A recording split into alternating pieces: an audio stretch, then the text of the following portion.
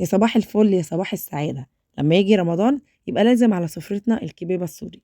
دي أساسي لازم تبقى موجودة في رمضان، من غير رمضان بس هو طبعا رمضان لازم الكبيبة السوري تبقى موجودة. النهاردة بقى هنعملها وصفة اقتصادية سهلة، طعم مش عايزة أقول لكم عظمة. لما الوصفة بتبقى معايا ناجحة بحب أنزلها وأوريها لكم. حطوا لي بقى لايك وادعوا لي دعوة حلوة بقى في الأيام الجميلة دي، وكومنت حلو كده منكم ليا. بحبكم في الله، ويلا نشوف الجمال والحلاوة. بصوا، بتقرمش من بره وطريه وزي السكر من جوه، بجد هتعجبكم جدا. اقتصاديه فوق الخيال. عندي هنا ربع كيلو من البرغل، عامل معايا كوبايتين. هنزل عليهم بكوبايتين ونص ميه مغليه. كوبايتين ونص ميه مغليه، واحسبهم كده لحد لما البرقع البرغل بتاعي. برقع ايه ده، انا ملخبطه على الاخر. لحد لما البرغل بتاعي زي ما انتم شايفين كده ينفش بقى معايا، وهنخليه على جنب. جيت هنا نزلت بالبصل بتاعي واللحمه، انا هنا مزوده الكميه عشان هاعمل صينية مكرونة بشاميل. هي دي الكمية مش كلها، أنا هاخد هنا ربع كيلو لحمة مفرومة بس. هنا بقى البرغل بتاعي كده شرب المية بتاعته، مش هاصفيه يا جماعة. هاخده كده زي ما هو في الكبة بتاعتي، ملح فلفل اسود شوية بهار لحمة وكده رضا قوي. عايزة تحطي أي بهارات حطي براحتك، دي البهارات دي ترجع لك. أنا عايزة أقولك إنه طعمه من غير أي حاجة خالص بالملح والفلفل وبهار اللحمة عظمة. طبعا الكبة بقى دي بتاعتي كانت على قد حالتها، فطلعت لكم بقى مش هستخسر فيكم الكبة الجديدة. ويلا، انا عايزاها عجينة خالص. الكبة الاولانية كانت مطلعه لي خشنة شوية. هنا بقى عصقت بقى ايه اللحمة بتاعتي، هنزل بقى بملح وفلفل اسود وبرده البهارات اللي تحبيها حطيها، ومعلقتين 3 من الزيت. وكده خلاص العصاق بتاعتي انتوا عارفين مش بتغيب، او اللحمة المعصجة، هنخليها على جنب. هنا بقى انا عايزة زي ما قلت لكم البرغل بتاعي يبقى عجينة. انت ما حطيتيش ولا بصل ولا لحمه ولا اي حاجه يا رشا، لا. هو هنعملها بالبرغل فقط لا غير. الكفر بتاعنا هيبقى برغل. وعايزه اقول لكم والله العظيم يا جماعه اقسم بربي طعمها زي العسل. جبت بقى عندي هنا ميه ساقعه، وجبت اللحمه المتعصجه اللي هو الربع كيلو، وجبت البرغل بتاعي اللي انا فرماه وطحناه مهدى حلو زي ما انتم شايفينه كده. هبتدي ان انا اخد منه حبه اعملهم على كوره كده زي ما انتم شايفين. كوره على قد ايدك كده حلوه، اكبر من الليمونه شويتين، عشان يبقى حجمها كلها خليها كده ايه كلها حجم واحد. وهبتدي ان انا احط ايدي في الميه الساقعه كده، وادخل بصبعي زي ما انتم شايفين كده ابرم. انا هوريكم طريقه وهوريكم الطريقه برضو التانية دي. انا فتحها يعني فتحتها كده على الاخر عشان اوريكم.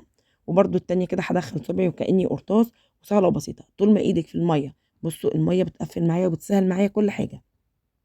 هقفل علشان ما تشققش مني، لو شققت هتتفك معاكي. امشوا معايا في الخطوات دي واهتموا بيها بجد. الميه دي يعني الميه الساقعه دي خليها كده جنبك، وافضلي بصي ملسي كده عليها. واعملي بقى البوزه الحلوه بتاعت الكوبيبه السوري بقى كده، واديها نفس الشكل. بصوا حاجه عظمه. الربع كيلو يا جماعه عمل لي كميه كتيره والله. يعني احنا بنشتريها بالغالي، لا ما تشتريهاش بقى من النهارده. اعمليها اقتصاديه وهتطلع معاكي زي السكر. هنا اوريكم بقى واحده تانية، اوريكم واحده تالتة طريقتها سهله جدا ما فيهاش اي حاجه.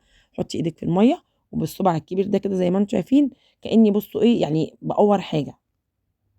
قوري بقى بتنجان، قوري بطاطس، قوري اي حاجه، بس كانك بتقوري اي حاجه.